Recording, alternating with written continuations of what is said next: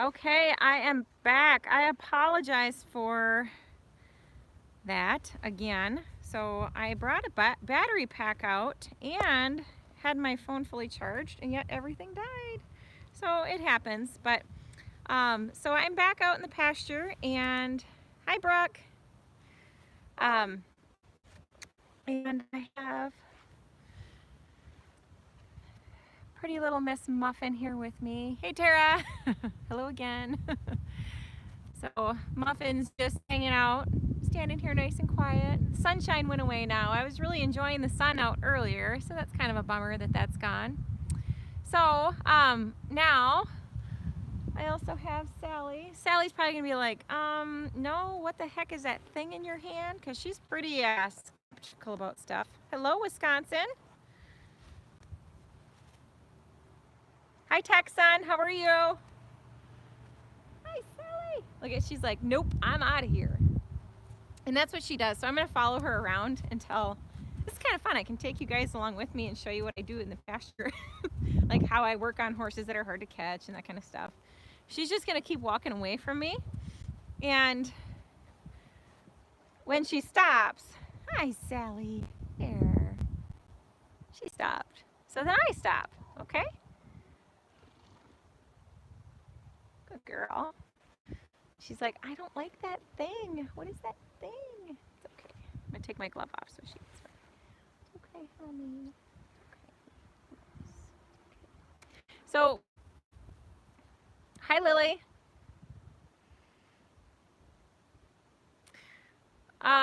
Kevin, if you're wondering what happened, my phone died. So, hello, UK. Thank you and welcome. Thanks for joining me. So I think every day that I work with Sally, I'm just gonna have this selfie stick in my hand with my phone attached because she's like, I don't like it. So I'm gonna keep following her around until I can just snuggle on her, because now when I come out here, I can do anything I want with her. She's super easy to catch. This mule was the most, Angelina, is that how I say your name? Yes, it is so time for a new phone. I'm on year 3 with this one, and I put my phone through the ringer. I do so much with my phone, and every single one of my videos is edited on my phone. All the ones that I've done. My friend Katie's edited a few for me. Like I'd say maybe 10 videos tops she's done for me, maybe a little more. I don't know. But anyway, so my friend Katie from Horse Talk, she's awesome, by the way, and that's Danny the Horse Girl's mom. If you haven't checked out their channels, be sure to do so because they're awesome and my dearest friends. But yeah, so my phone, I definitely do need to update it. So I apologize. I'm trying to bring you guys the best quality content I can, but I'm working with some pretty old stuff. So oh well, it is what it is. But so for those of you who have super chatted me today, I'm at $42 today from Super Chat, and yesterday I made $44 on Super Chat, and that's like amazing, and I'm so appreciative of that. But I just want you to know that every single penny that you guys send me is going towards me buying new equipment. So I'm really excited about that, and I love Sally's ears too. Aren't they cool? They're so cute. So, but anyway, that's what I'm going to do with all that, just so you know, so I can give you better content. Thank you, Edie. So, but yeah, Sally's pretty awesome. She's just very standoffish and very nervous, and it just takes her time to warm up. So anytime something is new, so like I said, having this selfie stick out here, Sally is a mule, yes. A mule is a cross between a donkey and a horse, and typically the donkey is the male, and that's called a jack. So Sally's one of my favorites too. I really love her. She's not mine, but she might end up being mine eventually. I don't know. I haven't made any decisions on that. You know, until I actually ride her, I'm not making any decisions. But Sally came to me, gosh, it'll be 2 years this July. I feel like I'm holding her hostage. But basically thank you, Angela. That's really sweet. I do have my PayPal account linked down in the description below. That's really sweet of you. I appreciate that. And you know, I just want to be clear too, like you know, if you guys, any of you that are donating anything, please understand that I don't need money to do the like my stuff that I'm doing. So if you've got a friend that needs something, give money to them, or if you need to give money somewhere else, do that. But if you have extra and you want to donate towards me making better quality videos, that's really awesome, and I appreciate that, and that's super, super, super cool.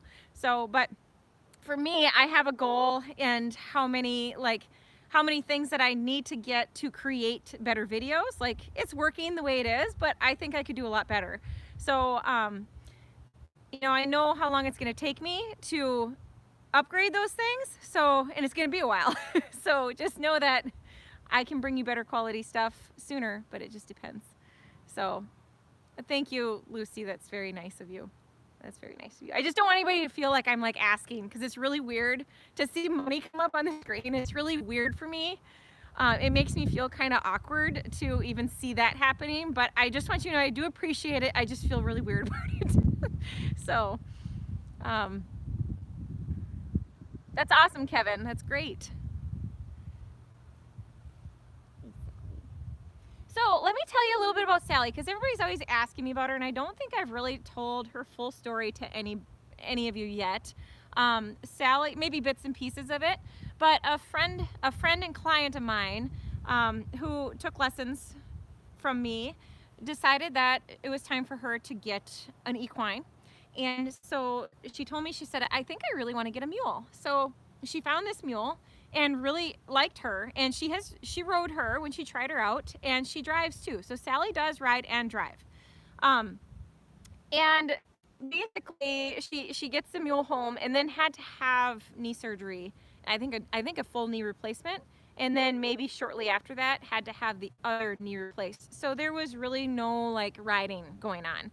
I think her words were, now I'm kind of at a point where I want to go fishing. I think that's what her words were. But so this mule, there just really wasn't a place for her anymore. She's very well cared for by very great people. But the mule had a donkey friend named Tam. And so the mule got very attached to Tam.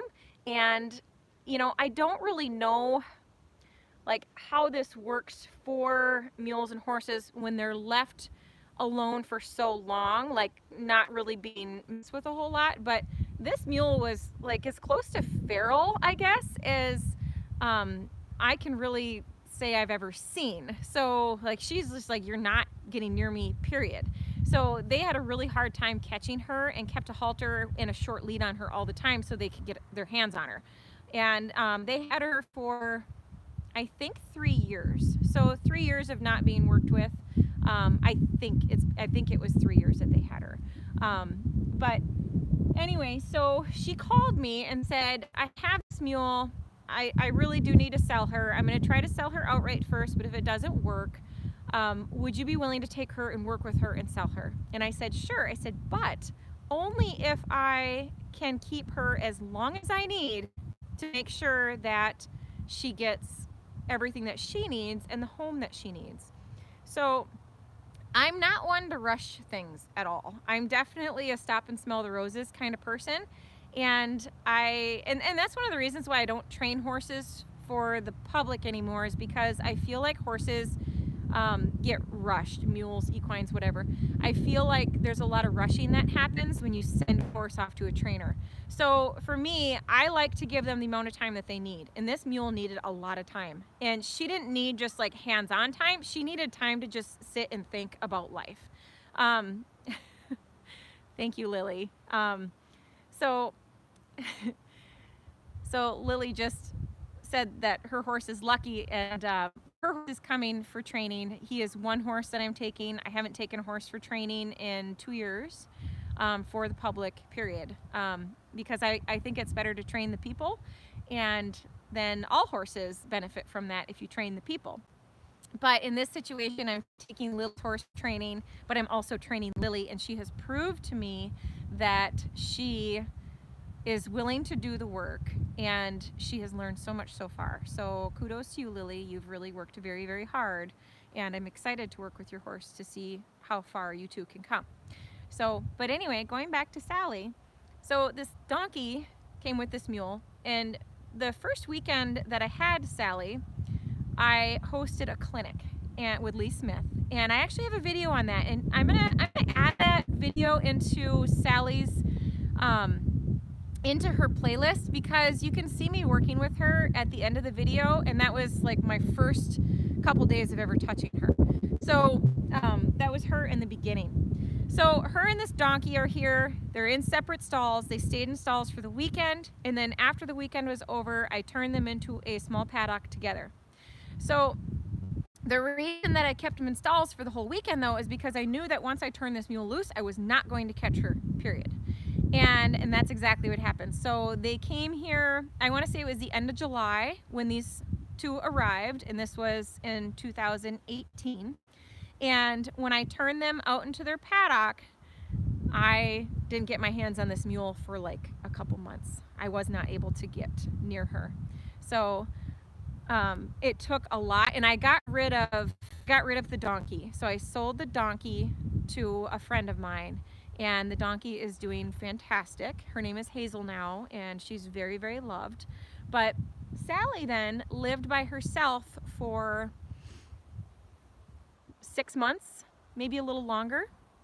And I was not gonna put Sally out with the herd until I was confident that I could catch her. So it took me, I mean, I would go out there and I would have a plan. And that's the worst thing you can do, is go out and work with your horse and have a plan, because I guarantee you they are going to change your plan. So I had this big old plan that, okay, today I'm gonna walk up and I'm going to pet you.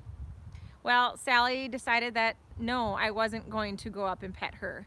Sally decided that she was going to keep a 10-foot minimum distance between myself and her at all times. So it was very frustrating because I only had 2 hours, let's say, okay? I had exactly 2 hours. It's hard when you have kids because you have to structure your time a little bit. And you know, before when I worked with horses, I'd have 5-6 horses here for training at all times, and I could work until 3 in the morning if I wanted to. It really didn't matter. All I had was myself to think about. Angelina, yeah, join up was not a thing with that, okay? So I'm totally familiar with that is. She said that's where join up would help. Yes, but I was in it was a square paddock about the size of like a standard round pen, so it's no bigger than 50, 60 feet. It's the max size it is. But you could send this, I wish I had all that on video, but I couldn't video all that and try to dedicate my attention to this mule at the same time. So sure, it would have been nice to have somebody else with me, but no. So I could get her to stop and face me, but you were not getting near her, period. So there was a bubble that she kept very, very strictly to herself. You were not allowed in that bubble, period. So, but one day I was able to get inside that bubble, and that was the day that we had a major breakthrough. But it took hours. I don't even know. I never really kept track of the hours, but I'm telling you that it is the most time I have ever spent on an equine of any sort to get near them, period. I probably put, I don't know, 20 hours.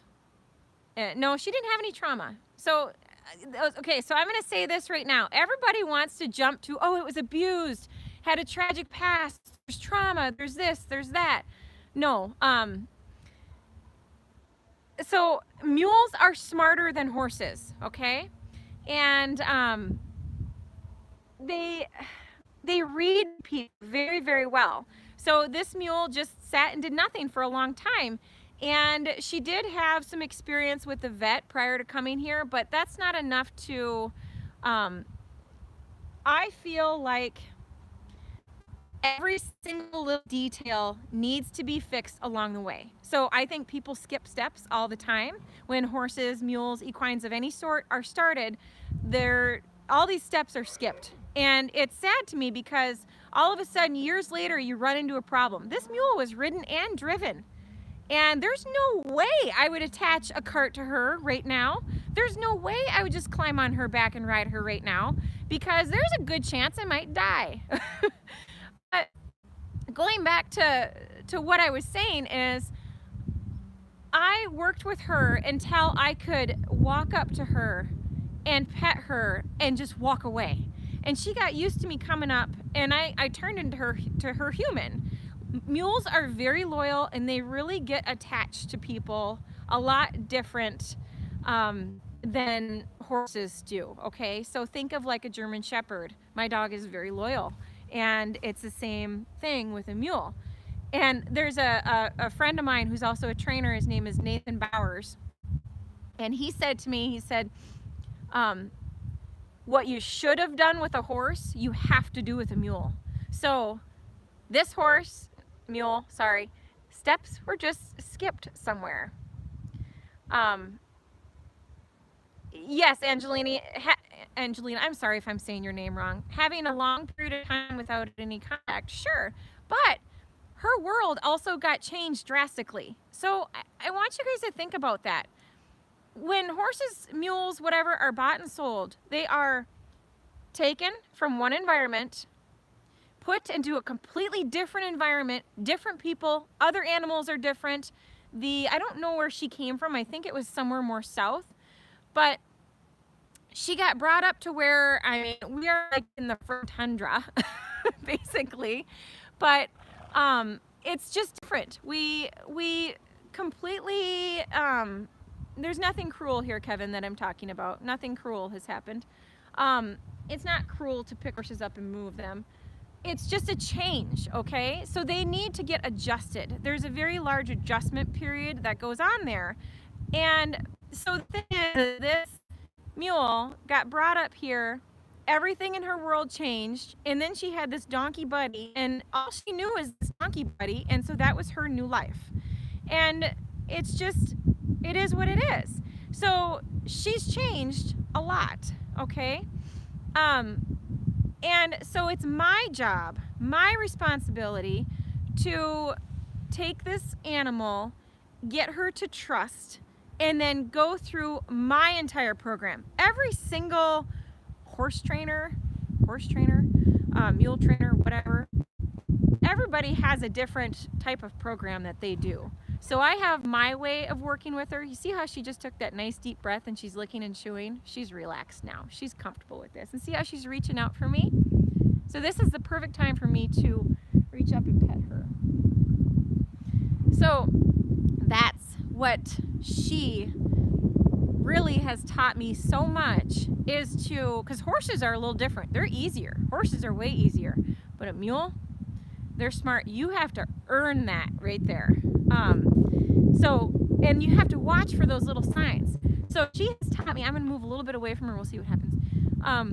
But she has taught me to really sit back and think and pay attention. And she has, thank you, Stephanie. That's very nice of you. She's just taught me so much. And the more patient I am with her, the better it is. So this right here, to see her just walk up to me like that, she wants to be by me. And I'm sorry if the camera's shaking at all. It's cold out now and I'm shaking, but I'm shivering. So now it's to the point where I just walk up and I am able to halter her, no problem. Where before, you know, I'm not big on treats. If you haven't seen my treat video, I would highly recommend watching that. If you're big on feeding a lot of treats to horses, I've got reasons why I don't, and I would highly recommend watching that video. So anyway, with her, I would have treats because I wanted something extra to give her as encouragement, and she was very kind about it. So I would just walk up to her and give her a treat, and I would walk away. And I did that a lot. And then I would walk up, I'd give her a treat, I'd put the halter on, and I'd take the halter back off. And so she got to where I could just walk up and do that. And I would do the same thing with grain. I would give her a little bit of grain, but I would hand feed her, and that's not something that I would typically do. So I don't recommend you hand feeding a horse grain or treats or anything like that unless there's a reason for it. Okay, so please don't do that, because that's a good way to get your horse very spoiled. I'm gonna walk away from her now again. I know she's a big belly. She looks like she's expecting. So anyway, one time I told my husband, I said, I bet you, or I said, I will give you, yes, that is rain back there. Hi, Sue. Thanks for joining. I just realized that was you. But I told my husband, I said, I will give you $20 if you can walk up and give that mule a treat. So he, it took him like, I don't know, probably, my husband is texting me right now. I can see on my phone. I wish he was here for this story. I'll have him chime in. I'll get him in on a live video this week, and he can tell you his side of it. But so I bet him 20 bucks, and it took him 20 minutes, half hour, but he did manage to give that mule that treat. And then that was right before I went to Canada last year and met Day by Day. If you're not familiar with Day by Day vlogs, be sure to check them out. And now Cinnamon might come over here and chase Sally away. They all kind of do that. But so he sent me a picture while I see she left because big meanie pants over here. Nellie is coming. So anyway, my husband texts me a picture while I'm in Canada of him petting the mule, and he's like, "You owe me 20 bucks." And I said, "No, that only applies that one time. I'm not going to give you $20 every time you pet the mule." So anyway, moving on though. So from that period of her just being by herself and me working with her like that, then once I was confident that I was going to catch her, that's when I put her out with the herd. And that video, I have that on video and it's posted. I think it's called Introducing New Horses to the Herd, something like that. I didn't put it up very long ago, and it is under Sally's playlist. If you want to watch that, it's there. But this is Annabelle. Annabelle is a total goober. She licked me, and she's just a weirdo. See her licking me. I wouldn't go out into a herd of horses that I don't know and allow this kind of stuff to happen. So don't let horses that you don't know do stuff like this. Like, she could bite me. I'm taking a risk, but she, in the 8 years that I've owned her, she has always done this. Hi, Base Brat. Thanks. Welcome back. Yeah, I went in, I charged all my stuff, and I think I'm good now. So I brought an extra battery pack this time too, so I hope I'm good. But anyway, so Annabelle is one who was spoiled with treats. Yeah, I don't like how she just bonked me in the head. But Annabelle is one that was spoiled with treats. She does not get treats, ever, ever, ever, ever. So if you ever come to my barn, don't ever give Annabelle a treat. Because she was so spoiled with them when I got her that she was like, oh gosh, she's so... she was just terrible. She was absolutely terrible. And she's not allowed to have them, period. And then this is Nellie. Nellie is my horse. She's a rescue. And I talk about Nellie in my treat video as well. I think I talk about Annabelle in there too. But this horse has been, oh gosh, I've learned so much from this horse too. And if you haven't learned anything about Nellie yet, I should just do, what I need to do is I'll do a, I want to do a story on every single horse individually. And, you know, put some video and some, this horse right here is Nellie, this one right here. And there's Annabelle's, no, she's so nosy. Annabelle is just, she's straight up, she's just a goober. She's like involved, she's got to be in the middle of everything. She's just, oh. We brought the puppy out the other day, and she got, she saw the puppy and she like nickered at her. Like, she's just so funny. She's a very strange personality, but I love her. So anyway, doing a story on every single horse will be fun. I can show you videos and, back off. So see, I have a little stick with me because when they get a little bit too much in my space, I will let them know, back off. And I don't want to constantly have to be like with my hand, like guard them off. And if they start fighting or something and I'm here, I can just, all I gotta do is just hold this up and they'll leave. Nellie is a quarter horse. So, hi Carol. Anyway, where I'm going though is a lot of people have asked for baby pictures of Miss Kitty. I mean, seriously, who wouldn't want to see her as a baby? She's just adorable. I was the first person that ever got to see her, and she's the cutest little thing. Oh my gosh, she's just a doll. I actually carried her once as a baby. She got loose, and she got out of the stall where her and her mom were, and I ran up and I grabbed her and I asked my mom, I'm like, well, what do I do?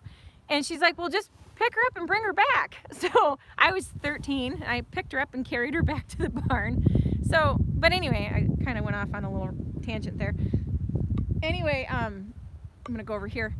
So, but seeing them as babies is fun. So that's something that I could include in the stories. If I did that, you could see any of the horses that I have old pictures of or anything. I think that would be kind of cool to include. So Jessica, if you want to see some pictures of Miss Kitty as a baby, I do have some in one of my videos. Go to my playlist called The Reality of Owning Horses. Oh look, little Mr. Manzer. And him, I gotta watch him because I don't want him chewing on me, and he is a stud colt. So pretty soon here, he's going to realize that. And so Jessica, I want to warn you though, in the reality, that playlist Reality of Owning Horses, it's going to be the video titled The Worst Thing About Owning Horses, and it's when Miss Kitty's mother died, and I do a little tribute, and there's a bunch of pictures and stuff in the end. So it's a really sad video, but it's good too. So so yeah. And here's Ona.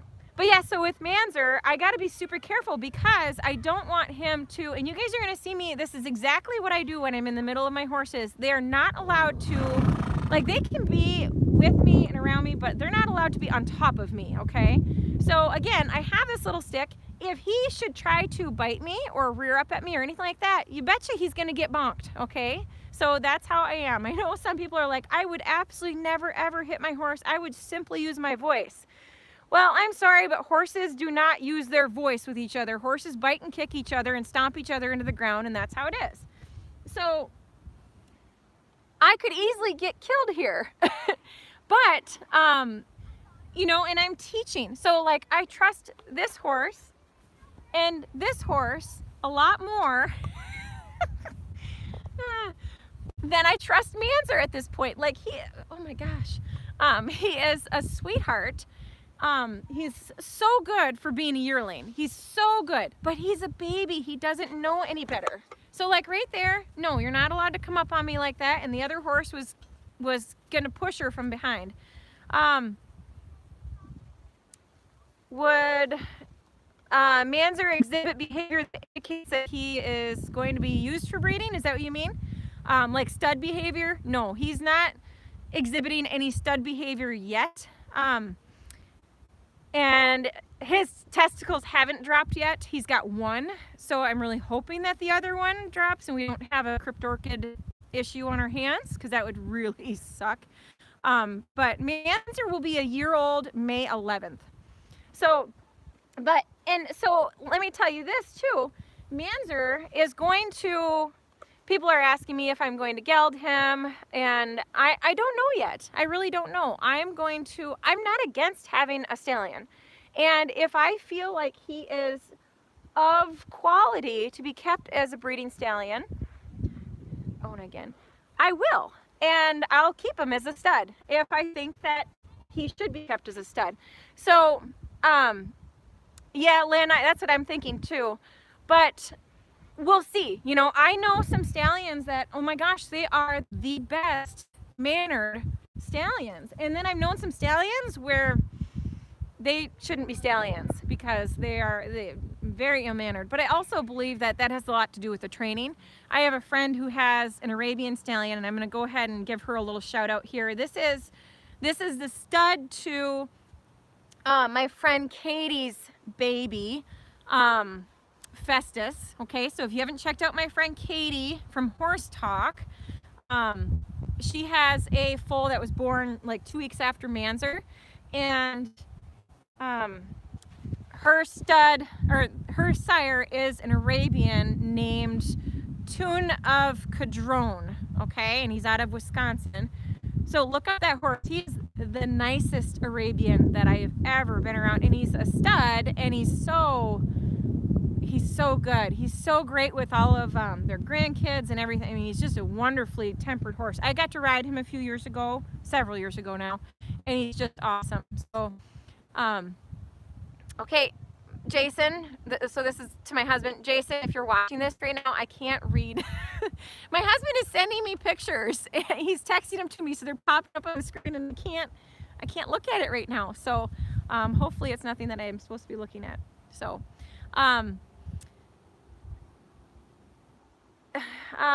Cinnamon Tyson, best 3 of your horses were studs. Yeah, so I am all for keeping him a stud, but I want to make sure he is of the best quality horse, and I want to make sure that his temperament is good, his demeanor, everything. I want to make sure that he is Jason, stop texting. Carol, we're in Michigan. So, and they'll consider it, and I would love that, because let me tell you this. So I never really thought that I wanted a stallion, and sorry guys, my husband is distracting me. Husband is distracting me, Colt is distracting me, I'm distracted everywhere. So my business plan several years ago was that, so no, right there, see how he came up like a little bit too fast, he walked up behind me? No, it's not allowed. Like, give me my space. And I'll just take this little stick and I'll like fling it around when I'm walking, and then they're like, oh, I should probably stay out of her space. I do that in the arena when I'm picking up, when I walk around and pick up manure. I'll have like one of the horses that I'm training, and I'll walk around with the manure fork, pick up manure, and they bump into the end of the manure fork. But after they do that a couple of times, they start to pay attention to your space. So there's a few people earlier who were asking about pushy horses, or horses that have bad ground manners or anything like that. Try that. Just simply walk around with a manure fork and just take your horse with you when you go to do simple little chores like that. They will learn to stay out of your space, because like I said, when they bump into that, he's trying to chew on the cord now. When they bump into that, they learn that that didn't feel very good. I didn't like that. So, oh my gosh, I know you just want attention. Somebody asked what the next big step is with Manzer for his training. Scratches, lots of scratches. I don't know, I don't really have any steps for his training. How many horses do I have, and do I have stallions? I have 16 horses in this herd. That includes a mule that I do not own. Petra? No. So like right here, I could use my stick to let Petra know that she needs to get. She's really big on wanting to back up into other horses and kick them. So I'm gonna let her know that she needs to take her crabby attitude elsewhere. So yeah, I have 16 horses. And then the mule. But no, I don't have a stallion. Manzer is a stud colt right now. He may or may not remain a stallion. We'll see. If he does, I have a couple of really nice mares that he would be bred to, and these horses, my husband's texting again. He's like, we have way too many. We do not. I need all the horses that I have for my program. So if you don't know me, okay, I need to move him out of here. If you are not familiar with what I do, I have a riding lesson program, and I have roughly 250 kids that ride in my barn. That doesn't include the adults. So I have a lot going on, and I need all these horses. Here, let's get some horses in the background. I need all these horses for my job. And the horses are also leased out to students. So they get a lot of riding. Oh, that was not nice. Did you see that? That's Nellie. Nellie's a witch. And Nakona right there, she's a witch too, the Appaloosa. My kids are over in the woods behind us here.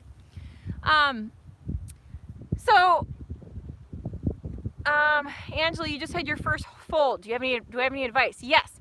Go to Manzer's playlist. Go in my playlist. If you haven't watched his videos, go in there, because it goes through the entire process of everything so far, and I keep posting to that. I've got, I think up to when he was 6 months old. Beck, yes, she is. She's a witch.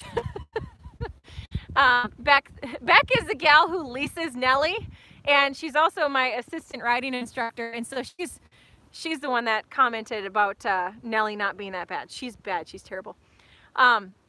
Anyway, what was I even saying? You guys got me all distracted. I don't even know where I was talking. I don't even know what I was talking about. I got distracted. So, all right. As I do have minis. I do have minis. Look at, they're right here. They just happen to be right behind me. Look at that.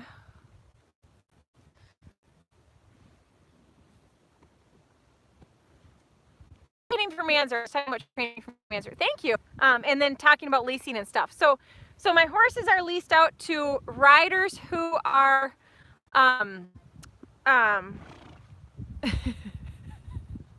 husband's texting me again. All right. I have a lot of lesson horses. My lesson horses are leased out to students who are qualified.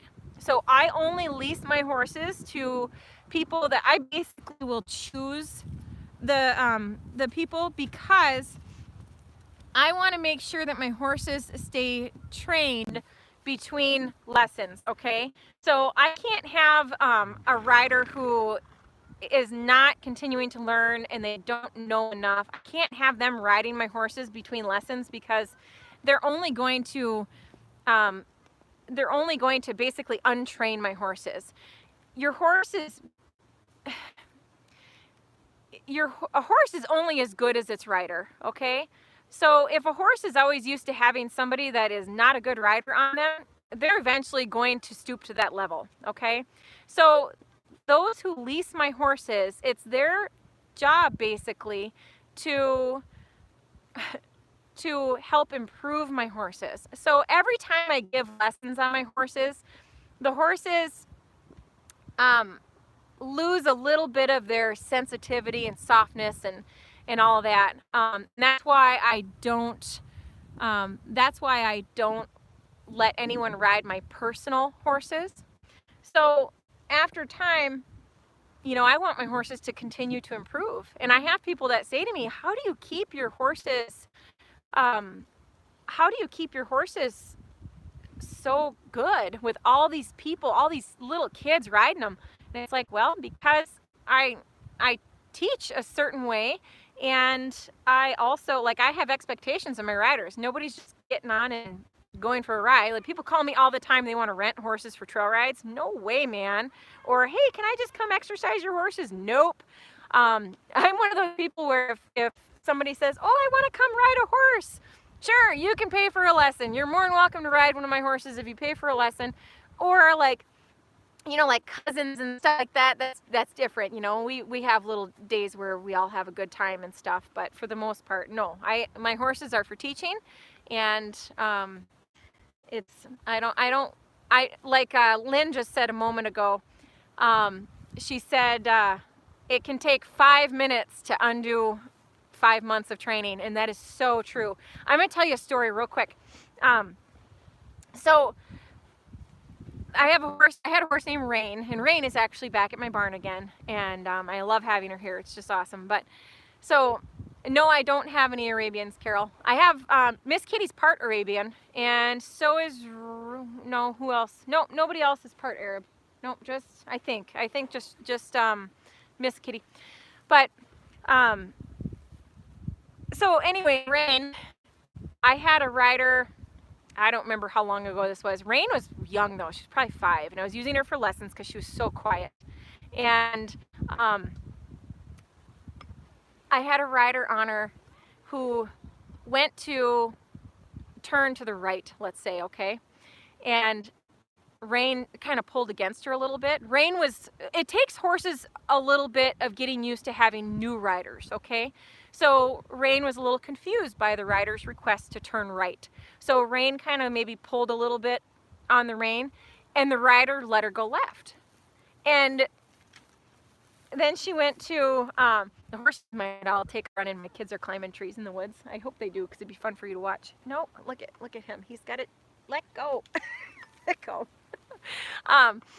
So anyway, and this girl did it again. It only happened a handful of times. I was there with her, and I just hadn't really noticed it because it was maybe during a warm-up or something.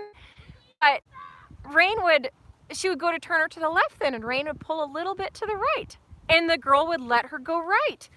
And by golly, within like 5 or 10 minutes, just in the warm-up, she taught the horse to go the wrong way, simply from just giving into that. So basically where I'm going is, if you ask your horse to turn left, you make sure that they turn left, okay?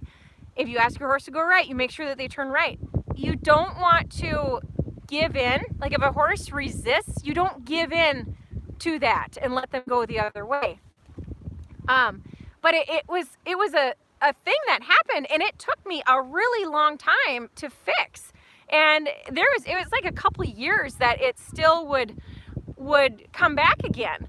And so that was awful. And I tell students that all the time. I said, I have this saying, I'm like, you need to own it. And you don't want to be one of the ones that I am telling the stories about. So like, no, you're not gonna, he wants to rub his butt. He's gonna back up over here. Here, you need to move. Thank you. I don't need to rub his butt on my leg.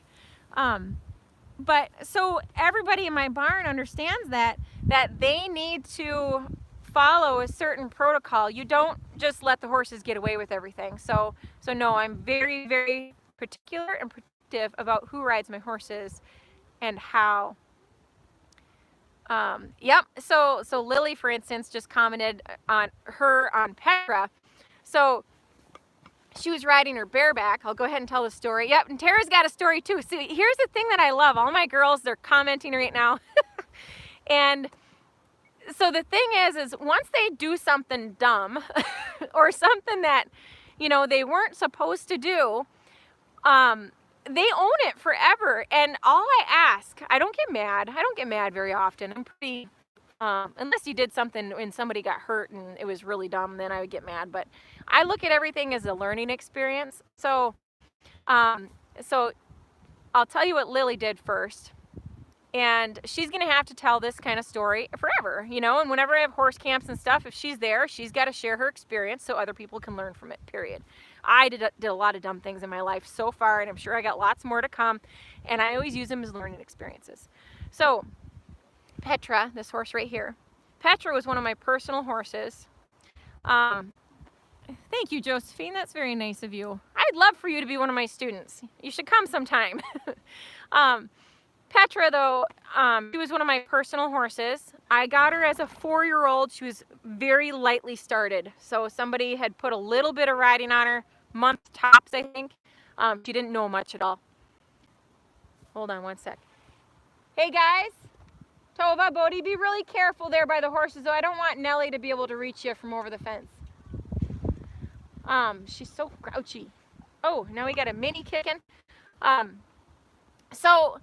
Anyway, Petra was one of my horses, personal horse for 4 years. So Petra knows a lot. I put a lot of time on this horse. And to give you a little background on her, she has what's called PSSM, polysaccharide storage myopathy. And it's basically, I'm not going to get into trying to explain it in like all the terms, but it's basically kind of like, it's a genetic muscle disease, but it's kind of like being diabetic in a way. I got to be really careful about what she eats and her sugars and all that kind of stuff. And so anyway, she's a horse and she needs a lot of exercise. Exercise really helps keep her comfortable. Look at, Nellie is such a meanie. Look at that, big meanie. So anyway, I wasn't able to ride her as much as I wanted her to get ridden. So, because I have other horses to focus on too, and it's just, I need to spend time on them. So she wasn't getting ridden enough. And so I started using her as a lesson horse, and she's really good. She's such a nice horse. Hey, okay, real quick, I'm going to go back to this story. KK Doc, I just want to thank you on here for the book. I absolutely love it. KK Doc sent me a book. It's the Masterson Method. And next time I am in the house and I do a video inside, I'm going to talk about, some of my favorite books again. And then I'll show you guys that one. But it is so cool. It was so nice of her to send that to me. It's really great. So I'll make sure to show you guys what that is. But Kathy, thank you so much. I really appreciate it. But anyway, Petra, I start using her as a lesson horse, and oh my gosh, the first couple weeks, she picked up so many terrible, terrible habits. I'm glad they're all done now, but that's kind of the thing. I started a lot of lesson horses. Most of my lesson horses I've started from scratch myself, and so We'll look over here. We got Manzer playing with kids over there. Manzer and the kids. He's got to see what they're doing. Oh, he's pulling on the electric fence. That's awesome. The fence isn't working right now, so he's got his mouth on there pulling on it. He's gonna have all my fence broken. Come springtime, we're gonna have a lot of work to do. So, yeah. Anyway, so Petra, oh, she figured out all kinds of terrible habits just in the first couple weeks, and we kept going, and it was a great learning experience. A lot of students got super frustrated, but she's only had me ride her for 4 years. And so it was a big adjustment for her. It goes back to the same thing I was talking about with the mule. You change something in their world, and man, it just really, really changes everything for them. So, but now Petra is fantastic. She's such a great lesson horse. Everybody loves her. But what Lily was doing is she was riding her bareback, and Petra has a tendency to get a little frisky, and she'll kind of crow hop a little bit. And when Lily would lose her balance, Petra would crow hop and she would keep going, and Lily would not stop it. And I told her, I said, if you continue to let her do that, you come off, you are going to teach her to buck. And do you really want to be the person who is responsible for teaching my horse to buck kids off? And so she, I think that meant a lot, Lily, wouldn't you say? And then that's Ona right there. Now everybody's congregating. Look at Nellie's chasing it. She got her ears back. She's chasing it anyway. There's enough hay here for everybody, and she's got to go be a brat. Ouch. No, don't eat my boot. So now let me tell you what Sarah did. I'm going to go ahead and tell her story too, because it's a good one. So there's a big sliding door in my arena. I'm reading, sorry. Josephine, keep me posted. I'd love to hear more about that. Leave a, so you guys, if you're commenting on here and I don't respond to you, wait until after the video is done and uploaded, and leave a comment down in the comment section, and I will, or question, and I'll respond to those for sure. Hey, hey, hey, hey. See, that's why I got my little stick, just in case they get ornery with each other. I gotta stay safe. But, okay, so Tara was riding Cinnamon, and I got this big slider door in my arena, and it was not opened all the way, and I'm always telling everybody, I knew somebody when I was younger who didn't open a stall door enough, and they had like the latch style door openers. Anyway, just like kind of like the ones I do, didn't open the door all the way, and the latch was sticking out, and it ripped the horse's side open. So I always think about stuff like that, and that's really important. So I'm always talking about how you have to open the door all the way. And horses are not so bright in the sense that if something isn't wide enough for their body to go through, they will still try to go through it, and then, you know, you're in a major situation. So Tara didn't open up the door wide enough, and Cinnamon had a saddle on. Cinnamon's right there, big paint mare, pretty paint, and Cinnamon went through the door and got the stirrups caught on the door. Oh, I'm sorry, Sister Wendy, that you're not getting good audio. You know, someday when I have a microphone, that'll make things a lot easier. But I'll try to talk loud enough, and hopefully it's not breaking up. But anyway, so she went to lead the horse through the door, and the stirrups got caught. And luckily, Cinnamon she's really level-headed. She didn't panic, but she did continue to go through the door, and it just kind of made the door, it's got like a roller. The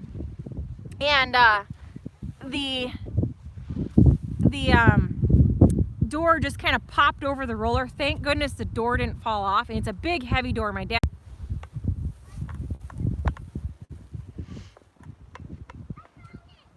Okay, we're back. I'm sorry, I had a bad connection all of a sudden. I think I had too many horses blocking my internet.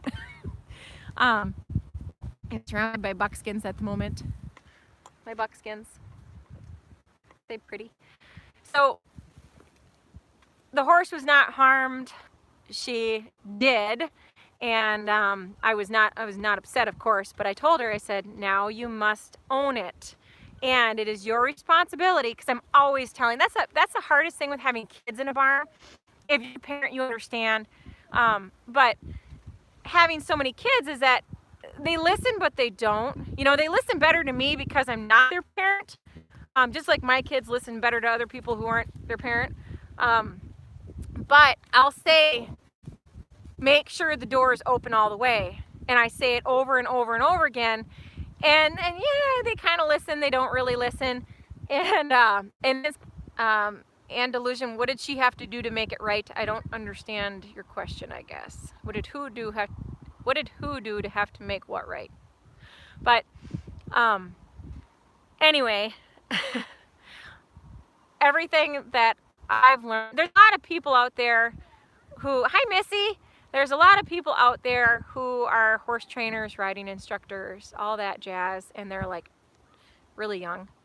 And I do feel like people can be talented enough to do certain things, but I feel like, well, there really wasn't anything that needed to be done. Like the horse wasn't affected by it.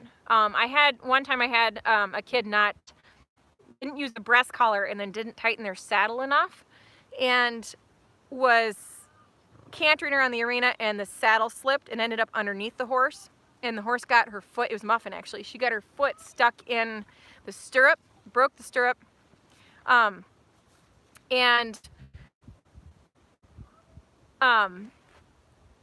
there was a little bit of work to do, but not much, you know, like we just had to make sure that the pony was comfortable with being saddled and being turned loose with the saddle on and all that stuff. So we needed to make sure that that was good. But this horse wasn't like, it wasn't enough that she was afraid of anything.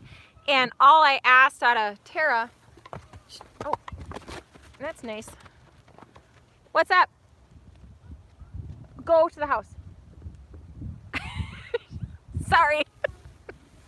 But yeah, it can be super dangerous that happened, and you know, oh well. I mean, she didn't get in trouble. She was mortified. Tara was mortified to call and tell me that this happened, but she did because she knew, like any of the kids in my barn, they know that they can talk to me about anything, and they're expected to tell me when something goes wrong. And when they do something dumb, they gotta own it and they gotta tell me.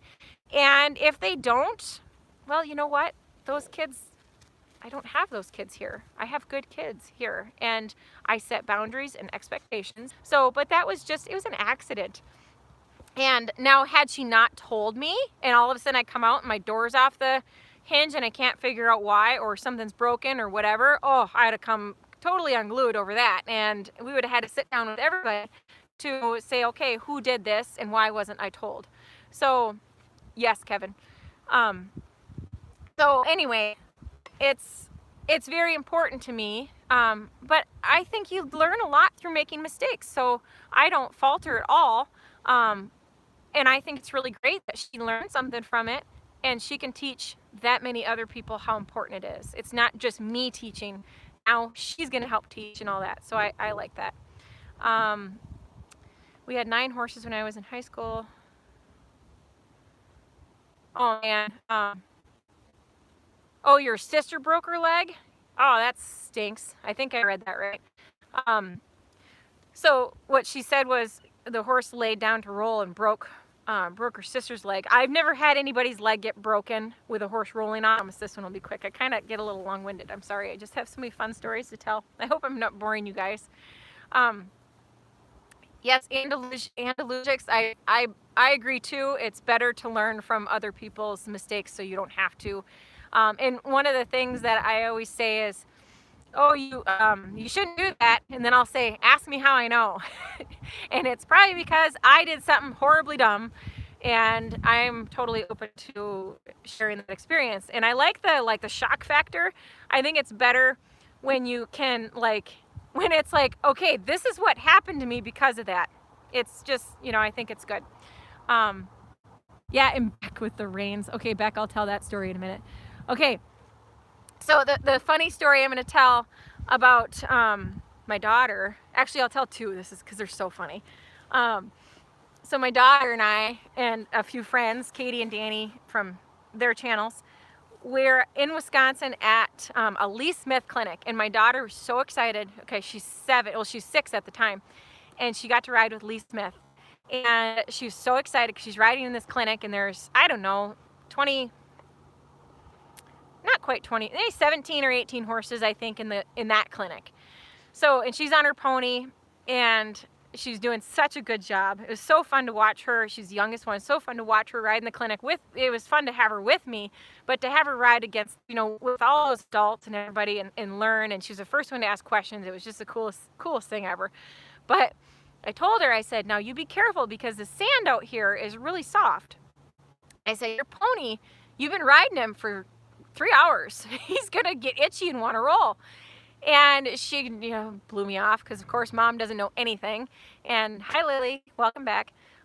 So not minutes later, I'm sitting there on my horse and I look down and Bear just dropped on the ground next to me and he was starting to roll. And I was like, Tova, get off. And she jumped off and she stood there and she just looked at me and she's like, what is he doing? And I'm like, he's itchy, he wants to roll. So I said, get him up. And here, we're in the middle of the clinic and there's people watching, and Lee is, the clinician. She's in the middle. She didn't see what happened because Tova's on the other side of me, but real quick got her up, and Tova can get on from the ground by herself. She's itsy bitsy, but she grabs on and like shimmies up the side of her horse. So she shimmied back up on. It was funny. Her pant legs are full of dirt, pony's full of dirt, but. So after that, now whenever he starts sniffing around on the ground, because before that, she didn't listen to me. So now, anytime he starts sniffing around or acting like he's gonna roll, she makes sure to get him up or get him moving, move his feet. So I'm gonna tell you another funny story. So my son's pony, Rosie she's over here, and she's the little silver dapple grulia. That's what that color is called. So he was riding her. And she loves to lay down and roll. She's laid down and rolled on him I don't know how many times, and with students and stuff too. So that's a good learning experience. But so Bodie fell off like, I think it was 3 times in one lesson. And so Bodie's 5, and he might have been 4 at the time. I don't know. But anyway, I turned him loose in the arena, and he's usually on a line.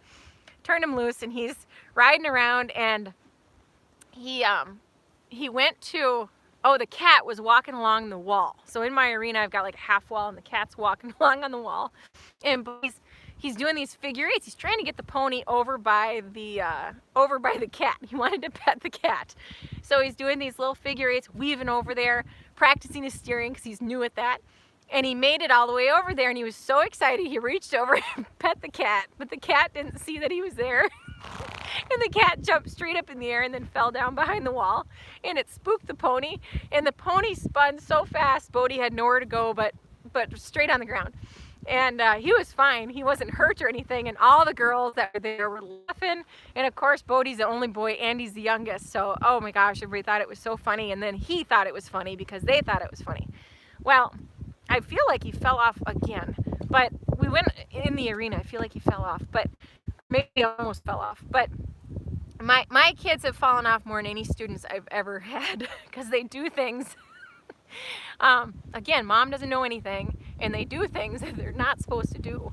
But so we're outside then, and Bodie was okay. We're outside, and there's no like railing. There's no arena. We're just riding outside. And Bodie was following Tara, and on Cinnamon, and Cinnamon's got a really big trot. And so Rosie's little tiny legs are trotting super fast to catch up to Cinnamon. And Rosie's not really been ridden a whole lot. She's only been cantered a couple times, and she usually wants to buck when she goes into a canter, so I wasn't ready for Bodie to do that yet. So Bodie, I told him, I said, you need to slow down because that pony's going to go into a canter and you're going to get dumped off. And he wasn't listening to me, so finally I took a hold of the pony, and he didn't have the option to do that anymore. Well, I started talking to somebody, not really paying attention, and Bodie snuck off on me. And he goes trotting off, and he turns around and he looks at me and he giggles, and he's like, ha ha, he thinks he's all smart because he just pulled a fast one on Mom. Well, the pony, Rosie, there's some grass. She put her head down at a trot, And Edie, that's my favorite one too. I can't even think about the video without laughing still. I can't watch it because I laugh so hard. So anyway, the pony takes off a trot, puts her head down and starts eating grass, like at a trot. And Bodie's saddle, I mean, it happened so, it was slow motion when you watch it. It was slow motion, but it happened fast. Bodie and the saddle and everything came over the pony's neck, and Bodie went splat. Bodie hit his face on the ground, and he still had his feet in the stirrups. On that pony right there, that one right there. So if you have not watched, Edie was just talking about my trail riding video. The reality of trail riding with kids, that's what it's titled. And I don't know, it's probably in my reality playlist. It's so funny. You gotta go, if you haven't seen it, you gotta watch it. Oh my gosh, I laughed the whole time. But anyway, so that experience was so funny because here's Bodie thinking he's all cool, trotting off on me, and ends up doing a face plant. And yeah, so now the pony, we have a crupper for her hi Manzer, for English saddle, but I don't have one for her Western saddle yet. I got to modify some stuff, but that's the purpose of a crupper. It keeps your saddle from flipping over the horse's head. And that's what I need for Sally, because as soon as Sally, when I got her tacked up, for one, I can't find a saddle that fits Sally the mule. She's over there. So I've had probably 25 different saddles on Sally, and they all just end up on her shoulders, and that's not good. You got to have a saddle that fits properly, but a crupper would keep it back in place at least, but I just don't have the right equipment for her. But anyway, so there's a couple of my favorite stories I absolutely love. Oh my gosh, it's so funny. Kids and horses are so funny. Angela, yeah, it is what it is. And I've got kids that come out here and you know, they'll clean the barn all day, they'll scoop manure, they'll clean the tack room, they'll do all that stuff, and then their moms and dads are like, why won't they just clean their room? Why do they want to do all this stuff at the barn but they won't do it at home? It is what it is.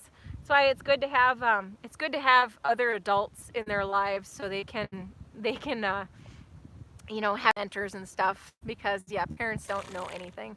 So yep, Manzer's getting to be a really big boy. Laura, you're welcome. Thank you for joining. I didn't really plan on talking this long. It just kind of happened. But do any of my horses have shoes? Carol, sorry, you've asked that like 14 times. No, my horses do not have shoes. I trim all my horses myself. I'm not against horses having shoes. And I actually have a couple videos about that under hoof care. And yeah, so you're welcome, Stephanie. Thanks for tuning in. I'm glad that my battery pack lasted this time. So, well, I'm gonna, I'll do another live video tomorrow. And my husband, I talked to my husband about, here, we might have a little bit of a fight going on over here. Don't mind the huge manure pile. Bear and Ona like to play, so it's kind of fun to watch.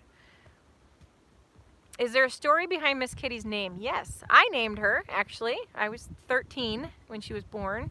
Well, and I got her birthday wrong in the last video I talked about, but her birthday is June 15th. And yes, her birthday is June 15th. Mine's July 12th. And I was thinking that, yeah, I had it screwed up because Miss Kitty's mother's birthday is July 15th. So we're very, very, very close birthday-wise. But anyway, so I was, as a kid, I was super excited. I was hoping that she'd be born on my birthday, but that would have been a month, you know, month overdue. So, but Miss Kitty's, Kevin, yes, I do need a camera. I need a camera. But see, I don't know how I would do a live stream on a camera. I think I might still need a phone for that. But Maria, yes, Nakona will beat the tar out of Nellie, given the opportunity. Oh yeah, Beck, I'll talk about your rear reins thing. So, but Miss Kitty, getting back to her name and where that came from, is her mother's name was Missy. And if you want to see Missy, go to my playlist, Reality of Owning Horses, and watch the video, The Worst Part About Owning Horses. You'll see baby pictures of Miss Kitty in there, and you'll see her mom Look at Ona's getting everybody all stirred up now. She's bored. So Missy is the mother. Versatile Cat is the father. So I came up with Miss Kitty because I used the mom's name and the dad's name. So that's where Miss Kitty came from. So Beck wants me to tell her story. So Beck is the one that leases Nellie, and so she shows her and does everything with her. And Nellie, the big bay mare over there, right there, big meanie.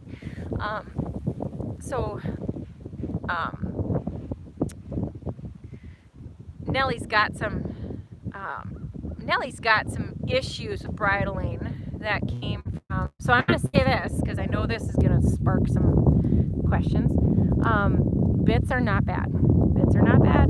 Bits are not bad. People who use them are the problem, or people who don't know how to use them, people who don't do things properly from the beginning. So Nellie, from her past experiences with bridling, were not pleasant. So she feels the need to defend herself and protect herself, and I totally understand that. That is not her fault. So Nellie has a little bit of a hard time sometimes with any pressure in her mouth. So she's tons better, and she's accepting of it pretty good now. But anyway, so Beck was at the fair this year, and she was doing a Western pleasure class, so she had split reins, and she was just sitting on the horse outside of the arena. And this is just this year, like back in August. She dropped one of her reins, and Nellie stepped forward and stepped on the rein and panicked when she stepped on her rein and pulled back real quick, and she reared up at the same time, and then she went over and fell down. And so Beck was on her when that happened. So the horse came up and over. Luckily, Beck was able to dive off to the side and not get hurt, but that was a scary situation. So what Beck learned from that, I'll go ahead and vouch for her here, is that you need to make sure that you're hanging onto your reins and that you don't drop them, because, and then she's pretty cool about that kind of stuff, you know, about a lot of things, but it was such a freak thing to have happen, and it can happen to any horse. And this is, Nellie's one of my lesson horses. She's one of the most popular lesson horses that I have. So, yes, Lynn, exactly. All TACK should be used properly by people who are educated in how to use it. So, big bitless thing that is going around where people are like, oh, this is bad and that's bad and whatever. No, it's all about education. If you're not educated in how to use something, it can be a very dangerous tool. It could be anything. A hammer is a very, very valuable tool to a carpenter, and a hammer could be a very dangerous tool to a lot of other people. So it just depends on if you know how to use it. Hi, Mr. Bear.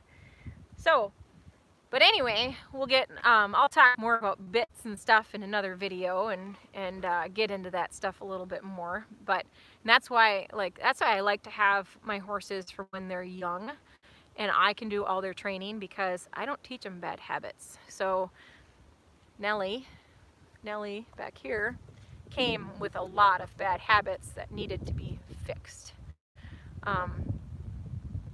Yes, so Lily, you've dropped reins on Nellie. Yeah, don't do that. Don't do it on any horse. When you are on a horse, you have to make sure that you can keep a hold of your reins at all times. And it's important. You've got to keep that horse safe. That's your job, is to keep that horse safe while you're riding it. And if you're going to drop your rein, let them get a leg caught. So think about this. If you've got a rope rein on, bitless bridle, any kind of bridle, just riding in a halter, whatever.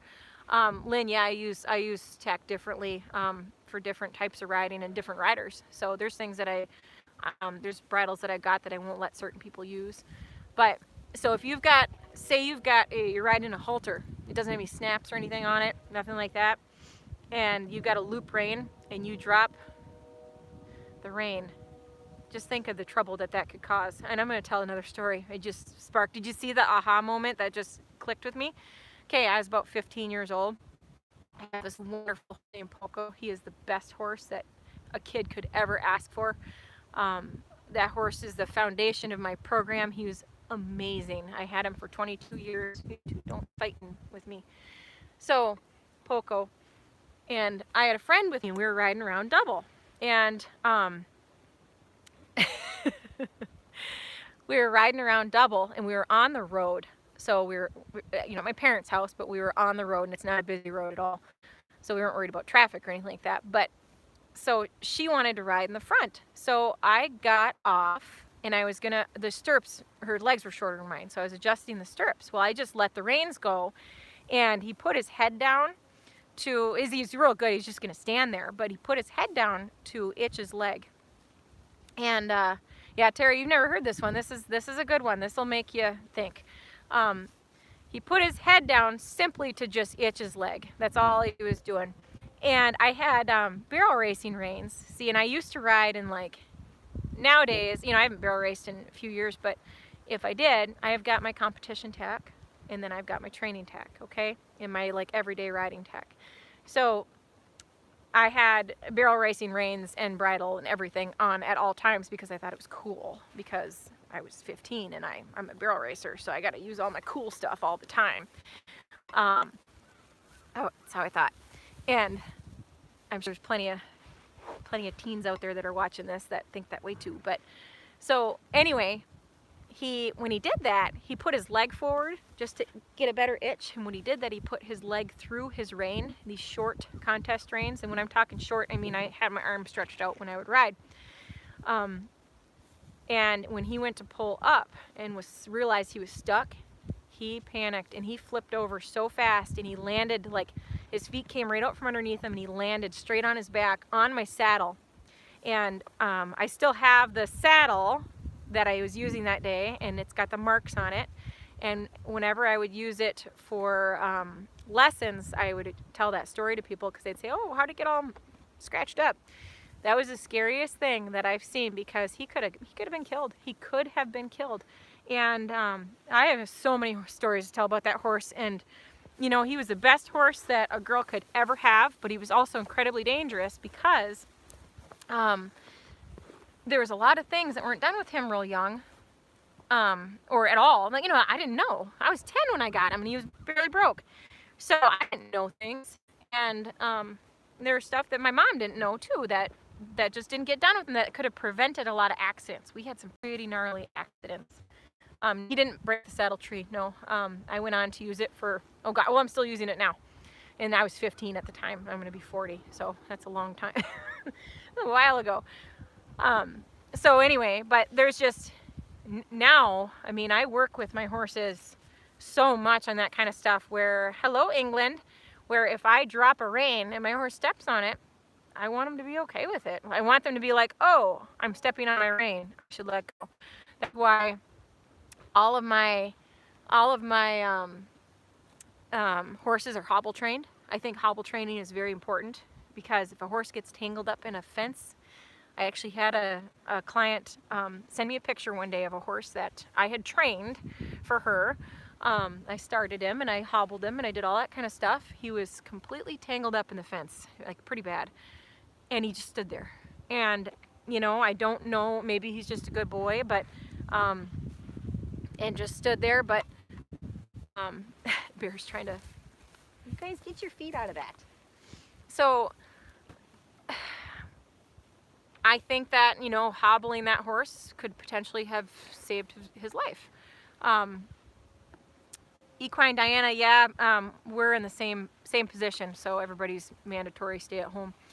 So just watch YouTube. I'll be here every day. I'm gonna do these videos every day around 3 o'clock, you know, and hopefully I don't have to do it twice like I did today and the other day, but I'm gonna try to do them every day until life changes. So, but anyway, there's a lot of accidents that can be prevented by taking some simple precautions and training horses. People think, oh my God, so mean, why would you hobble your horse? You're tying their legs together, it's awful. No, it's not awful. It is teaching your horse to not panic, okay? So it's super important. I did it with my kid. I train my horses the way I train my kids, the way I train my dogs, the way I train my cats and our chickens. You don't release when there's panic, okay? You don't release when there's a struggle or panic. You wait until there's quiet and softness, and then you release them. My daughter does it with the chickens. She'll pick up a chicken, and if it's struggling, she will hold it and wait patiently until the chicken stops struggling, and then she sets it down immediately. It's just, Edie, you hobbled your son. I haven't hobbled my kids, but but no, I mean, seriously, like if my kids were having a I haven't hobbled my husband either. But when the kids were young, if they were having an absolute meltdown about something, I would hold them, and I would hold them tight until they would relax, and then I would set them down or release them. And it's the same thing. I mean, horses, it's the same. Like, I'm going to hold you tight here until you relax, and when you relax, I'll release you. So that's how I do it. That's how I do it. It's not mean. It is not mean. But that's why my cats are so friendly. We hold them until they are quiet and good, and then we set them down. We immediately set them down. So the release is the most important part with training anything. Okay? That's end of story. Look at Bear. He's just sitting here snoozing by me. Bear's my cuddle buddy. He's always got to be around. All right. Well, everybody. Oh, the comments are getting great. Oh, it's great. Michaela, yes, Clover is wonderful. And she is extra nice. She's super, super nice. And even with the puppy that I have now, look at Bear, just wants to be involved. He's like, can I please be in there? You know, with the puppy, I carry her all over the place. And if she's ever struggling, I don't put her down. I put her down when she's good. No, don't chew on the cord, please. It's not nice. So, well, guys, I got dinner ready in the house. So I've been told. I got a text saying that dinner's ready and food calls. So thank you so much for joining in. This was super fun, and I really appreciate it. To all of those of you who sent super chat, thank you so much. This video brought in $42, and that is super, super cool.